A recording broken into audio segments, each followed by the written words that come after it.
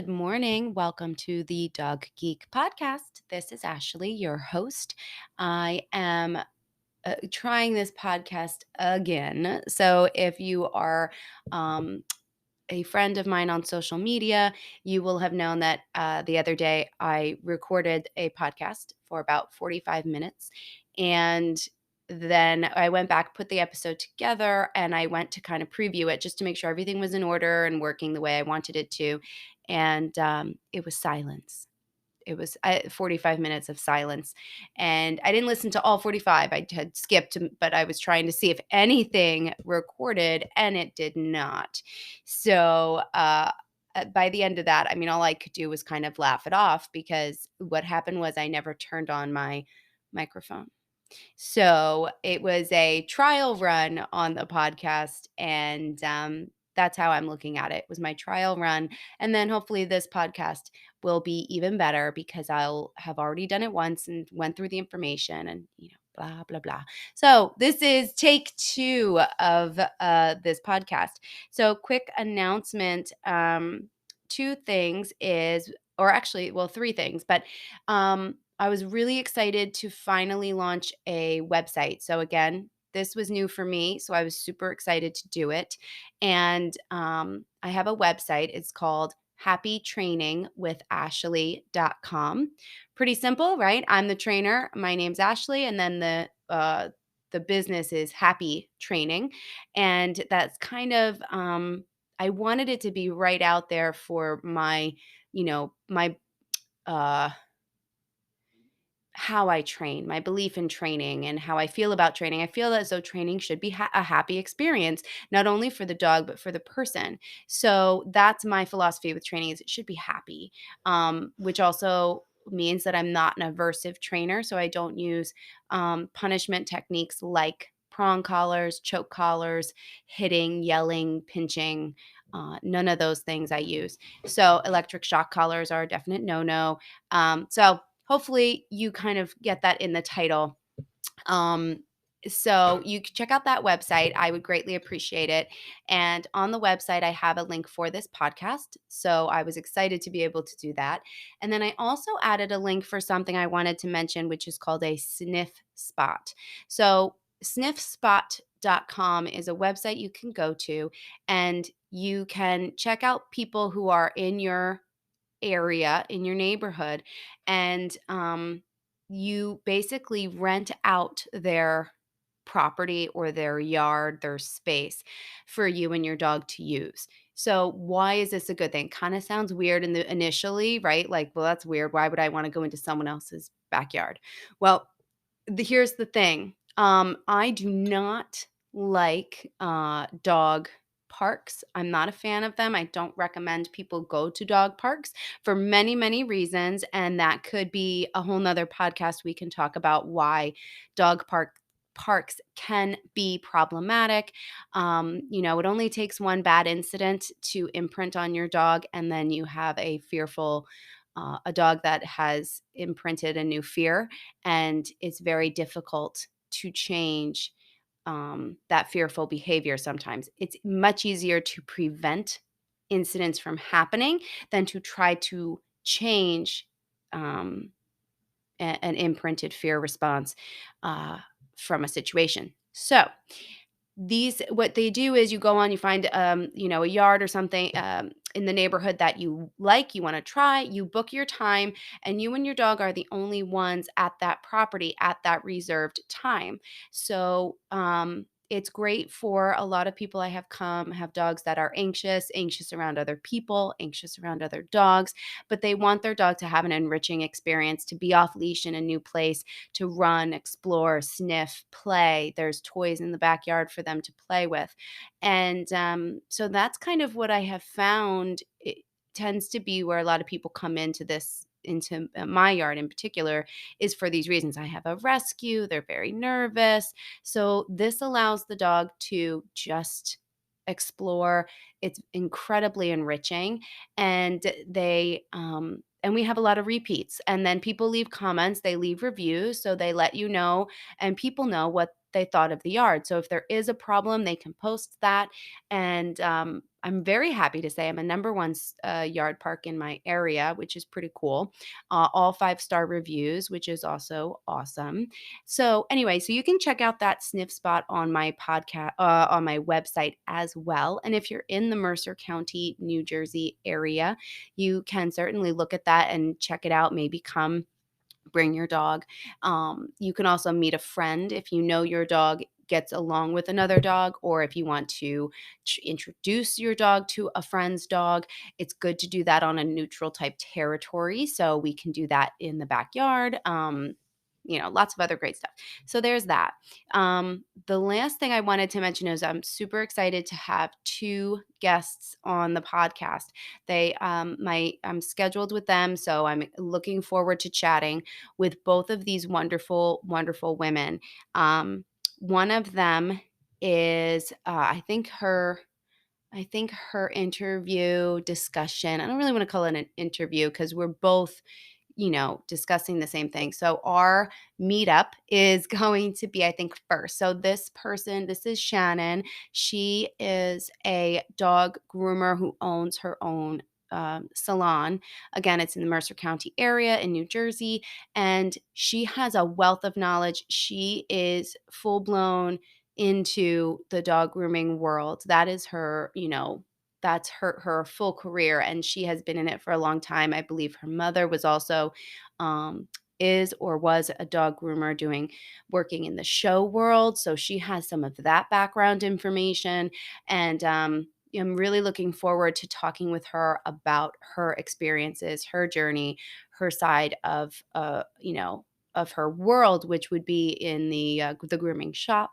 Maybe we could get some really good tips, things that owners should know before bringing their dog into a grooming salon that would be helpful. So, her and I have this wonderful thing in common where we both love dog grooming. Uh, But what's wonderful for my conversation with her is that are coming from two different places. I have a singular shop. I'm really just worried about me. I go out on my own, I book my own clients, I work clients one on one, and it's a different type of experience than what she's doing, which is running a shop. She is working with lots of clientele, but she's also working with her employees. She's working with running a place. She's working with trying to to put out the best stuff possible in her shop. And it's just a different perspective. So that'll be great discussion with her. And then the other person I have coming on is going to be Jess. And I have to look up her official titles, but I believe she is a canine fitness trainer and rehab trainer. So if this is great for dogs we're going to build more muscle. So senior dogs in particular, or mid-aged dogs who maybe are starting to lose muscle that it's deteriorating. She gets them in. She uses an under a water treadmill to do some strengthening, which is fantastic because it's really gentle on the joints. She also does rehab for dogs that have had surgeries on things like their knees or their hips or their backs, things like that.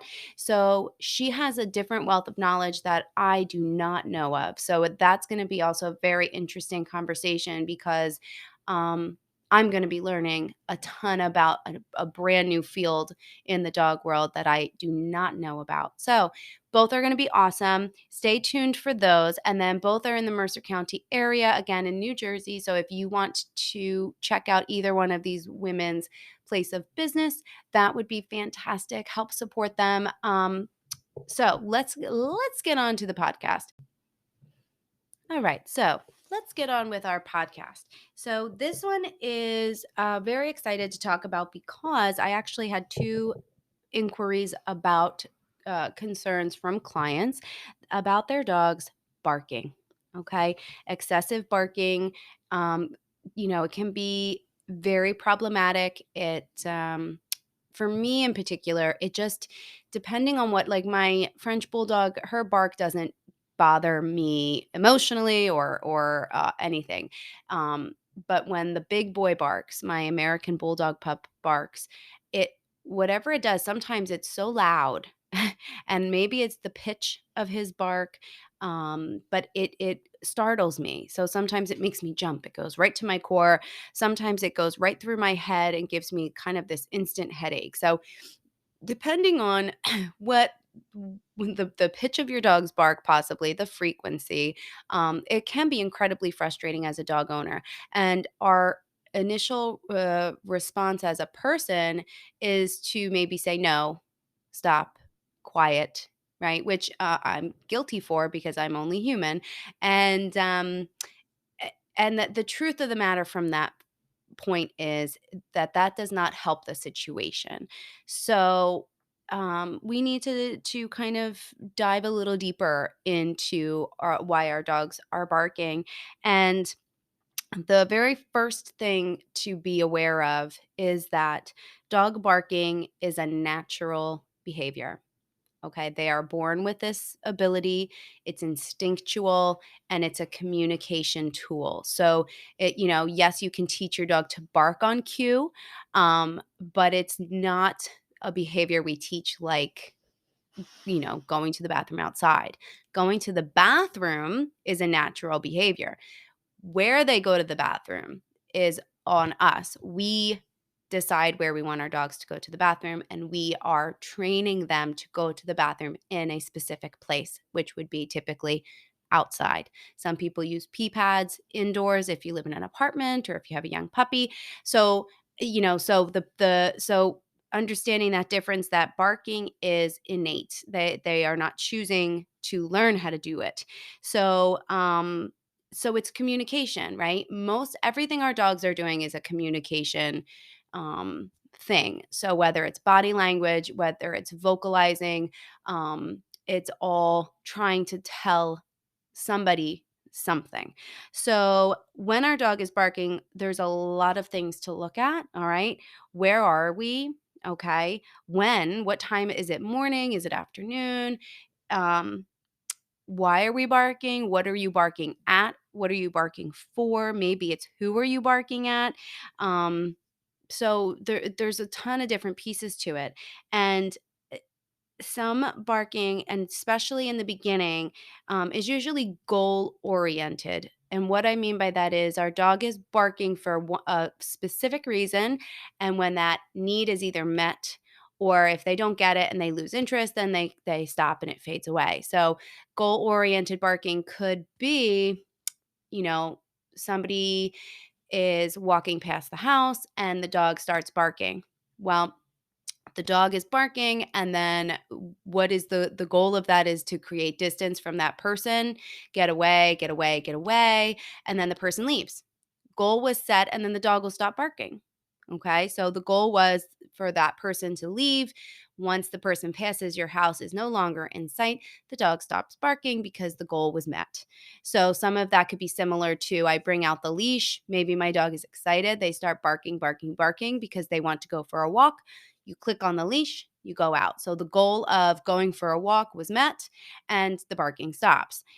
Now, the, what could happen, which I think tends to be a bigger problem, which is habitual barking. So when barking becomes a habit, when barking doesn't just go for a couple seconds and stop, but in fact continues. So maybe that person did approach, was passing your house, your dog did start barking, but then they almost get into this kind of this cycle, this cycle or a fit of barking, and they don't stop when after the goal is met, or they just learn that barking gets them a lot of things and then they just constantly are barking. So we could start to get into this kind of, it becomes more habit than just specific goal oriented. So there are a lot of different types of barking, or a lot of different reasons why our dogs are barking. These are just a couple categories. These are not in hard stone, but it is a good kind of basis to figure out why, what kind of barking is this, because that helps us figure out if we want to change that barking, how to change it, can we change it?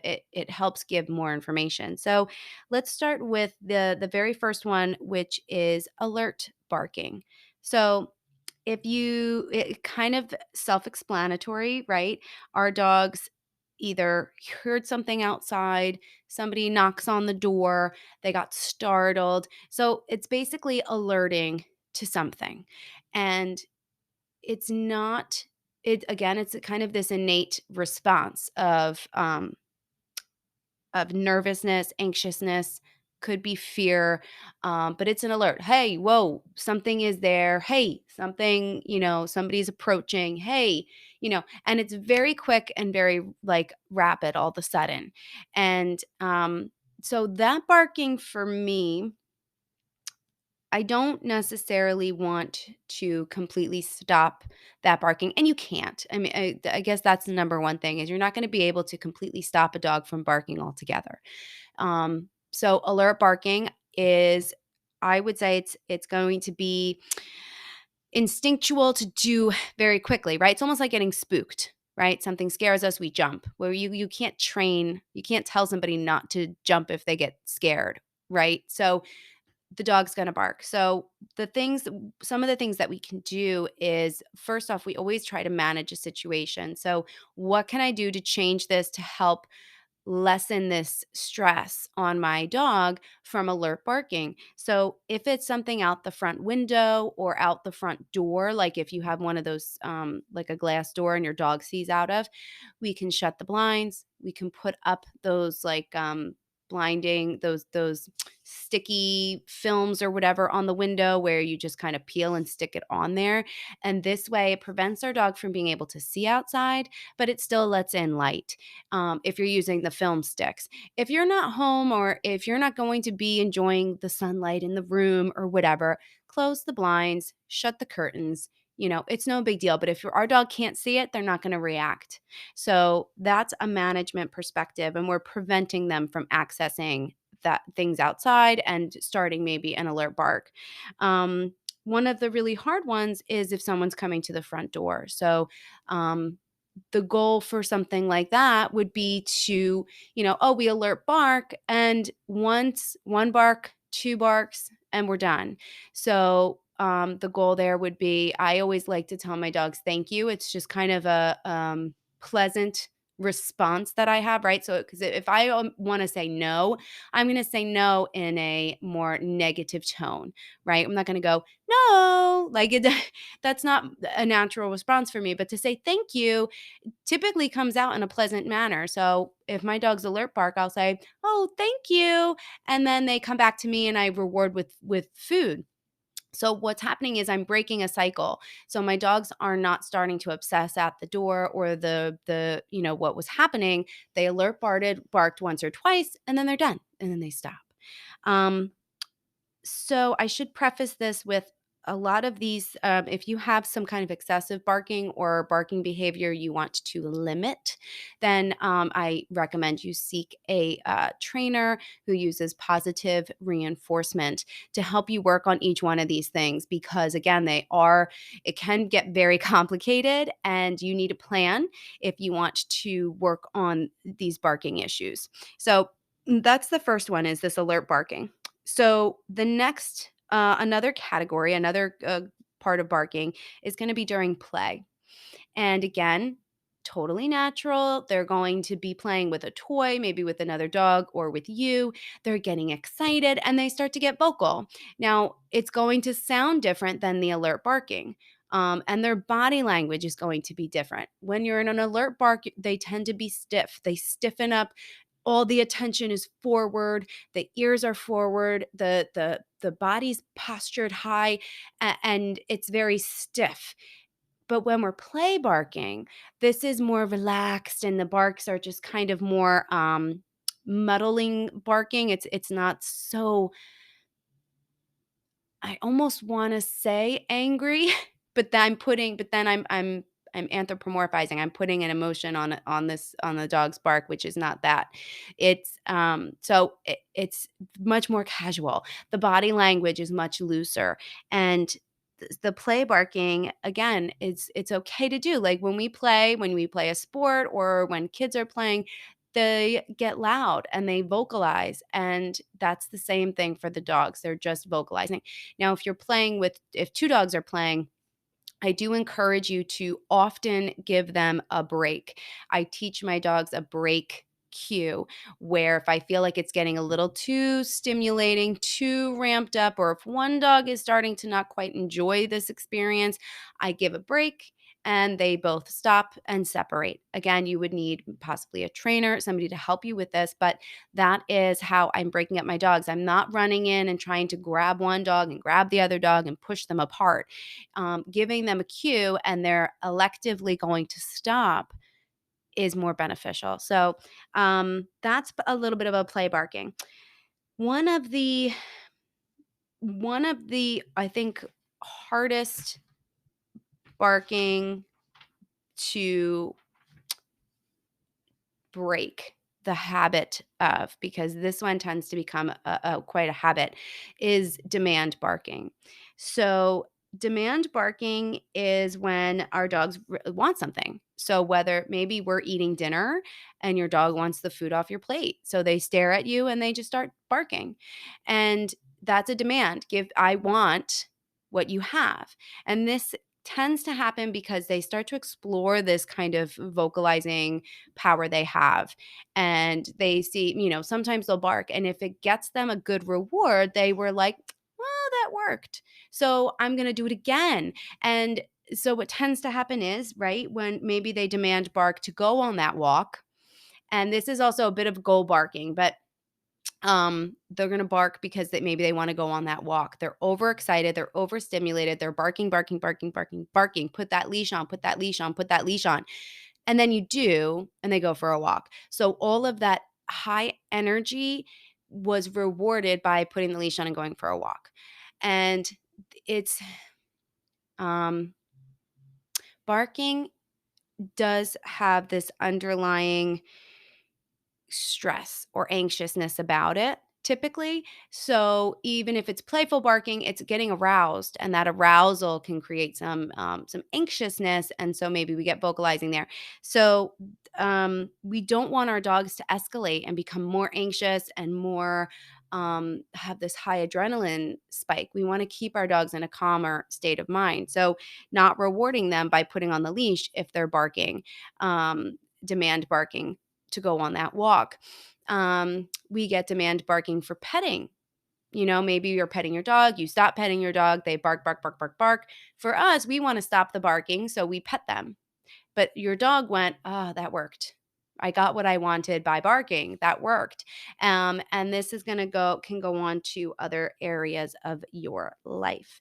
So we don't want to give in to demand barking as much as possible. But the bigger thing to remember is that we need to think about what and why and how can I set my dog up better for success. So if I'm eating dinner and my dog sits and barks at me and I don't want them to, I need to figure out some other scenario for my dog. So yes, you can ignore them and the behavior will slowly go away.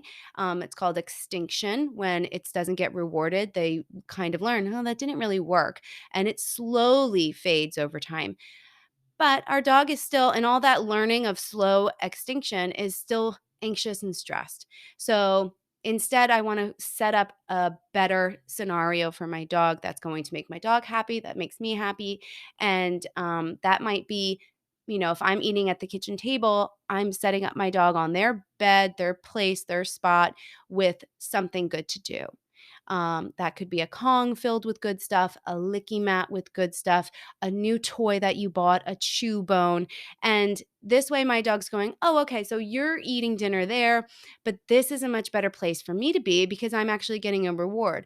Our dog is quiet. And then again, through repetition of this practice, then your dog will immediately start to go to their bed during that mealtime, and you won't have to physically put them there. They'll go there during that mealtime because that's what the new pattern has been. That's what the new there are words. I have words, everybody, but for some reason my brain doesn't fire before 12 o'clock in the afternoon. Right now it's 11:18 and I still feel like my brain is not firing properly. Um, So we want to really focus on, if it's a demand bark, we want to focus on, yes, not giving in to that behavior, but giving them an alternative behavior to do. If I don't want my dog to be barking at me for putting on their leash, how are we going to train that?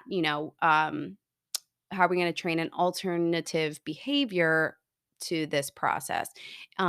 We can teach a quiet cue. So people teach their dogs how to bark on cue. You can teach them a quiet cue. So that is also something. Maybe you teach a quiet cue first, and then you pick up that leash and you give the quiet signal, or you say quiet. And if our dog is quiet, yes, you put on that leash and you go outside. So there's steps to it, but it's not just a matter of ignoring the behavior and thinking it'll all be okay. Maybe it will over a long, long, long, long period of time. Uh, but we want to set our dogs up for success and tell them what we want them to be doing instead. All right. So, let's talk about. I'm flipping. I have papers of notes. Let's talk about barking for space or safety. Um, I'm gonna, let's see. Yeah, let's do space or safety. So this is something kind of barking, which is much more of a um, fearfulness type of situation. So maybe we are on a walk and your dog sees, something going on across the street and they start barking. So typically that barking, yes, could be I want to get closer to the object, but more often than not, the barking is an underlying anxious feeling. So it could just be, hey, don't come closer. I'm a little concerned. I'm not really sure what's going on, and I want some space. Because what you'll notice is if you were to back away from whatever your dog was barking at, there will be a distance that your dog will stop barking. And that is the happy distance that we're looking for. So that's when our dog is more in a thinking brain. They're not concerned as much about whatever that thing was. So that's this spatial I maybe don't feel quite as safe in this scenario bark. That could happen too if you have people coming in your home. You'll find maybe the dog is barking, but they're also running away at the same time. This is a spatial type thing and a safety thing. I don't want to approach this person. I don't want this person approaching me. I'm concerned, so I'm going to bark because I'm anxious, but I'm going to create my own space by leaving the room or backing up. Sometimes people reach down to pet the dog and then they back up and they start to bark. That's a safety response and a spatial response bark. I need some space. Let it be. It's got to be on your dog's terms whether they want to interact with these things or not. But typically, if our dogs are barking and very anxious, I don't want them to be interacting with that thing at that moment because they're in an anxious state. I want my dog to approach or interact with things when they're in a calm state. All right. So again, there's training for this process, which would be there's a lot of different games. There's a lot of different names for the games. The one that I have fallen on is kind of a look at that or what's that kind of game. So we basically start to create a good association when our dogs are looking or seeing different things. Now, this game is a you see that thing in the distance and you're going to disengage with it and you look back at me for some sort of reward. So, you don't need to bother with it. You don't need to concern yourself with it. We want to know that our dogs to know that they're safe, they're with me, but this game is only going to work at that appropriate distance. You're not going to, if your dog is already in a barking cycle for looking for space, looking for safety, it's very difficult to tap into that thinking brain of the dog and start doing this. Oh, yes, reward, yes, because our dog is kind of anxious. They're out of their window of tolerance as far as the emotional state goes. So we need to be using this kind of reward process at a distance that our dog is comfortable. All right. That's a big key. And again, trainers are going to help you with this. It's difficult sometimes to do these things on your own because they can all flow into each other. You could get barking for space, and then maybe you create that space, but then your dog is starts demand barking for food that you have. Now you've basically have two different things happening. And then maybe something startled your dog, like the garbage truck or a motorcycle started up, and now your dog is alert barking. So you could have multiple different kinds of barks happening in a very short span of time, and it can be very difficult and tricky to navigate. So keep that in mind. The goal is, why is my dog barking? And then what do I do about that? What do they need, or what are they worried about, or how do I help them? So now let's say, yeah, the last one that I have on here is is barking for help, separation, anxiety. So this one's a little bit more of you can, again, you can hear the difference. This is more of a desperation type of bark, cry, whine type of vocalization. So this is the one that we're going to find when our dogs have separation anxiety, and that is a very, very difficult one to help correct, because if it's separation anxiety, then the beginning process of that is to not leave your dog, and we slowly expose your dogs to time apart. But, it's very difficult because people work. People have lives. People are doing things. So to be like, "Oh, well, you can't, somebody always has to be home with your dog, in the beginning," is a very difficult thing to ask. But that's how we work on fixing separation anxiety. We need to slowly expose them to separation and slowly make them feel more comfortable and confident to be on their own. So how do we know if our dog is having separation anxiety? How do we know, especially if we left, right? If we left the house, how do I know that my dog was possibly doing this kind of barking, whining behavior? So when we put them in a crate, whether it be maybe to sleep overnight, or if you have a puppy and they're napping in there, or even in a playpen, whenever a dog is separated from us, maybe that's with a gate, this whole let your dog bark it out, right? Kind of thing is not healthy for the dog, depending on the scenario. So if you get a couple barks, right? Normal sounding vocalizing barks, bark, bark, bark, and then it's quiet for a little bit. Bark, quiet, right? Bark, maybe one last ditch effort, right? And this is a demand bark. Let me out. Can I come out? Right? It doesn't work. There's no response. And then our dogs maybe finally settle, right? But that should not take 20 minutes. All right. Um, so what the separation anxiety barking is more distressful, and it sounds like they're in distress. So typically the vocalization is higher, so it's more of a whine, it's more of desperation. Sometimes it is low, but typically it becomes higher. We will start to hear things like trying to get out of the situation, so scratching at the bottom of the cage, trying to jump over the gate, trying to chew through, like they'll chew on the cage, or they'll chew on the gate or whatever to try to get out and break free. So this is now an escalation, and the anxiety behaviors are getting more intense, and the stress level in our dogs are rising. So I don't want the goal would be that your dog never gets to that point. All right, so that's all that preemptive training. I'm training my dog to be comfortable on their own slowly. Making sure when they do spend time by themselves that it's very rewarding for them, and then they hopefully never get to a point where they have separation anxiety. But there are dogs, whether they're a rescue or whether we had got them a little bit later in life and they just didn't have that training prior to, and they were never left alone. This is a big problem with COVID puppies, because people had gotten a dog, which was wonderful for them during the pandemic. But then because we were home with them 24/7, now we have dogs that are never used to being alone, and they have a difficult time coping being by themselves.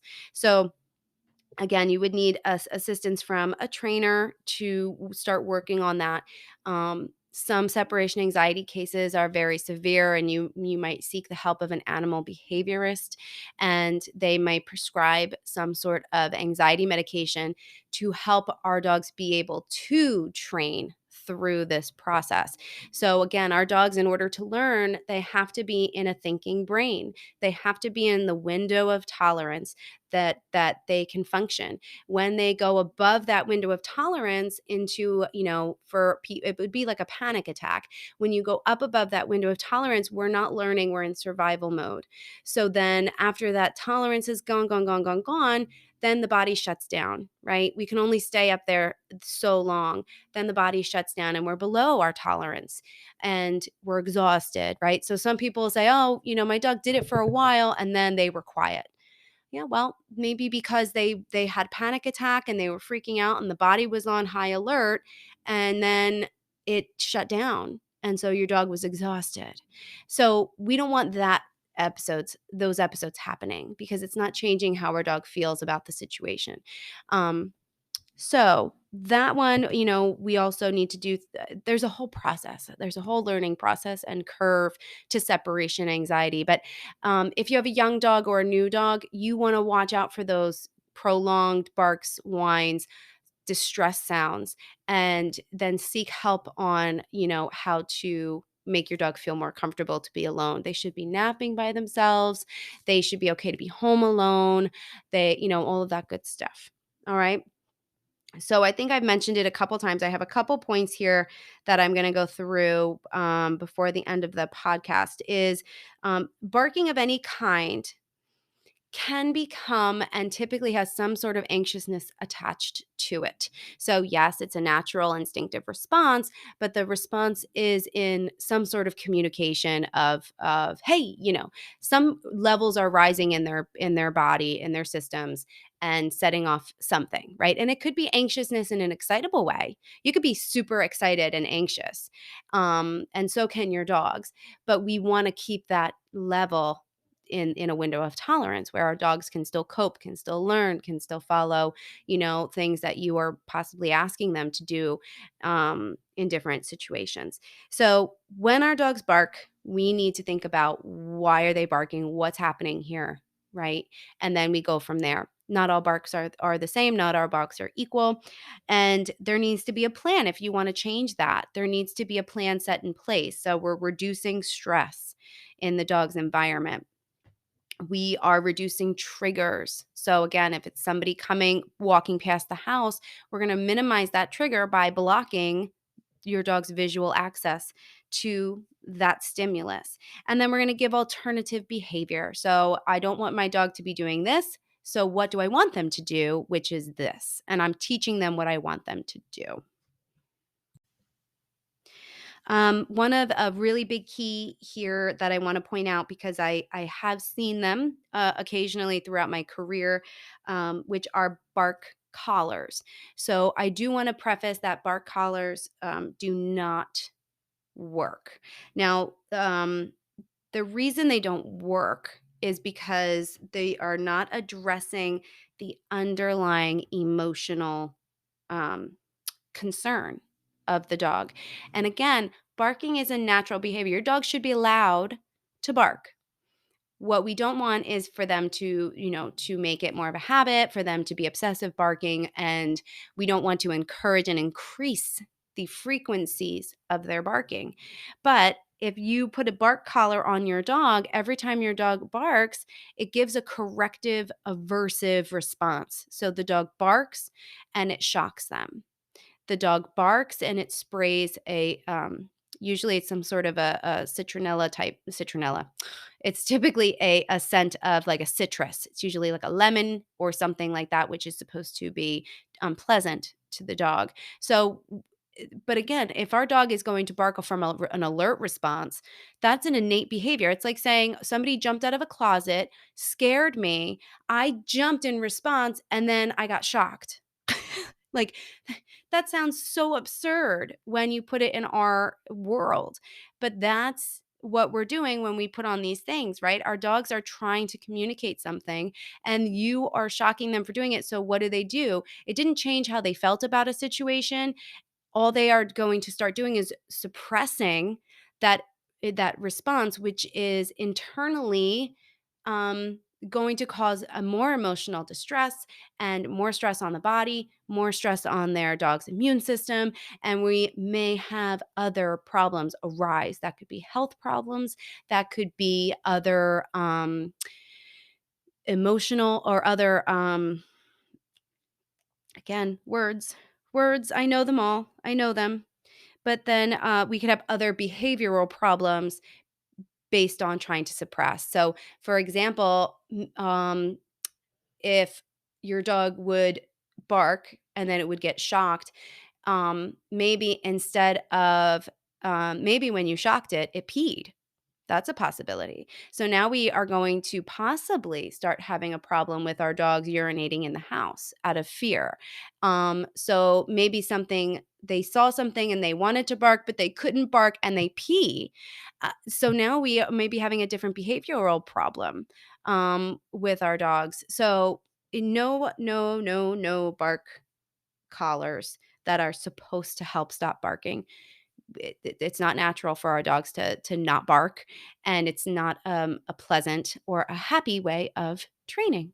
Okay, a lot of keys to training it as a whole. Okay, what's going to help all barking as a whole, all behavior as a whole, is going to be our satisfying our dog's needs um, for their life. So this is going to be things like enrichment. Um, our dogs need activities. They need to use their brain when they're learning, when they're doing things. They're wow, I had all the words yesterday and the last podcast. When they're learning new things, they're creating new neural pathways in the brain, and then the brain is tired.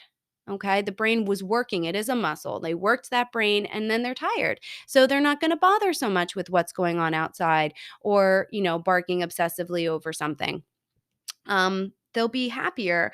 And dogs, there has been studies that have shown, which this is actually very, very cool.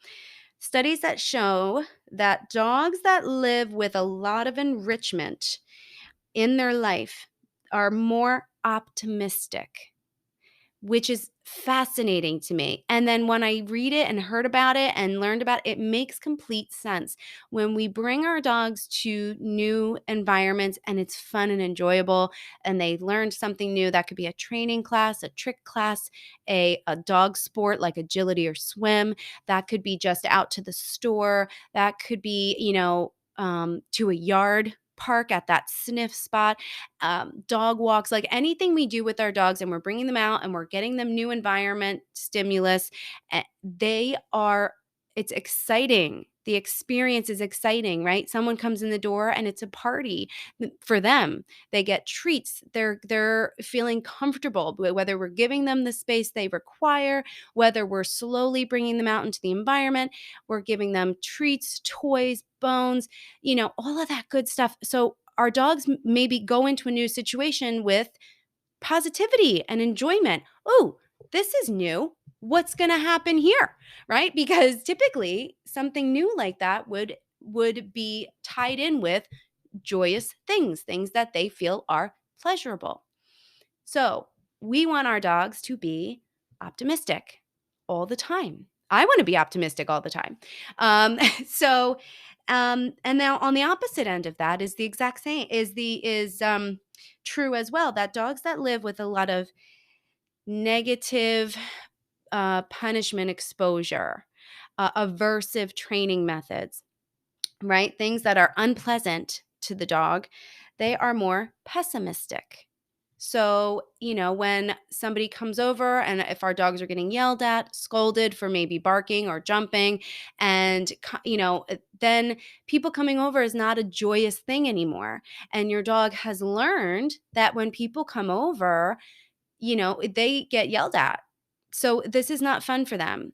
Maybe they go out to, a park or something, and the walk is incredibly unpleasant because we are constantly yanking on their leash. Maybe we're yelling at them to stop pulling. Some people do, you know nose swats where they tap the dog. I say tap as a nicely, but tap the dog on the nose as a punishment. Some people will smack the butt if the dog is misbehaving.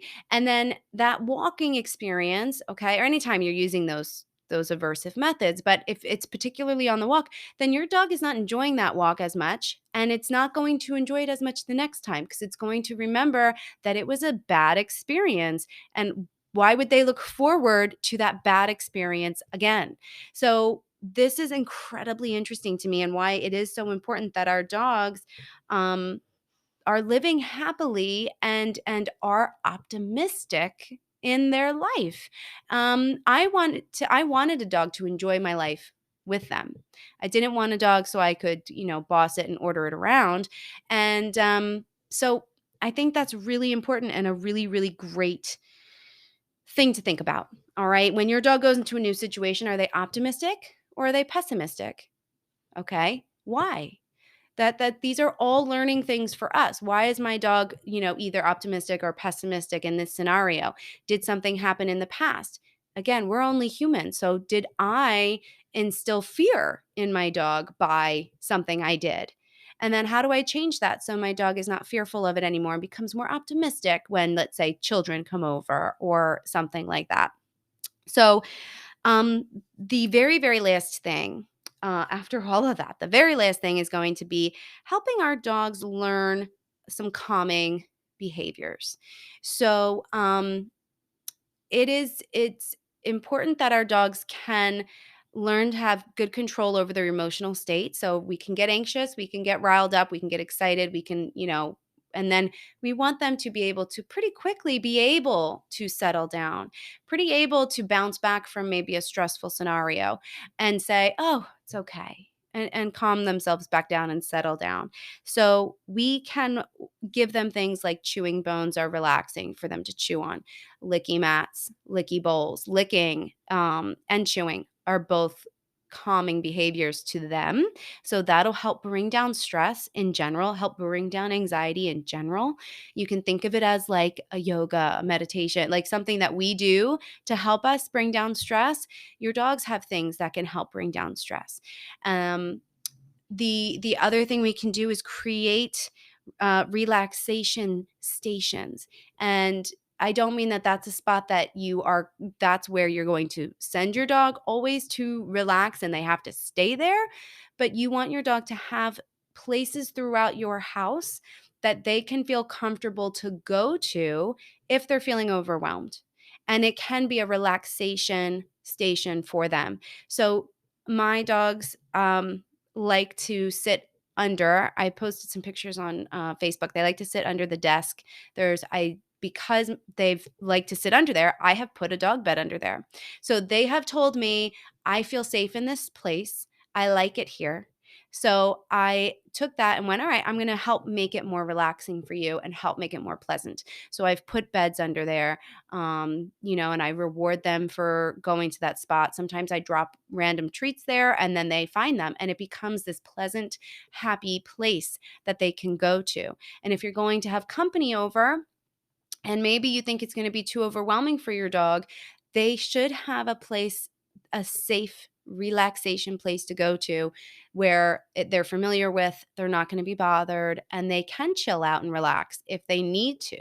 So that's really important to have in your home, and it's got to be something that people know not to bother them there, right? They're not going to get kicked off. Like a couch or a chair is not the best relaxation station, because there's a chance that somebody's going to want to sit there and they're going to kick the dog off of it, right? Move, get off, get down. I'm going to sit here. So it's whatever this relaxation place is going to be, it should be theirs, and a place we're not going to physically need to move them from for any reason. All right. So I think that's it. I'm hoping this one recorded. This is a little bit longer of a podcast because I did a little intro with some announcements, and this was a lot of information. I highly recommend, if you have concerns over barking, to seek out a trainer in your area who can help you with it, because it is complicated. It does need to be a plan if we want to help lessen the amount our dog barks, but try to be sympathetic to why your dog is barking. What's happening? What kind of bark is it? And then how do I help them with whatever the scenario is? So my dog is not going to be in a stressful state for very long. All right. Enjoy your week. Keep your eye out for my podcasts with Shannon and with Jess. I'm really looking forward to doing them. Share the podcast, please, with anybody that you know who wants to hear or learn more about dogs and get some great information. That would be incredibly helpful to me. I want to get the word out and share some great information with everybody. And I really appreciate that. I appreciate you. Thank you for listening. Have a good day. Love your dog, and I'll see you next time.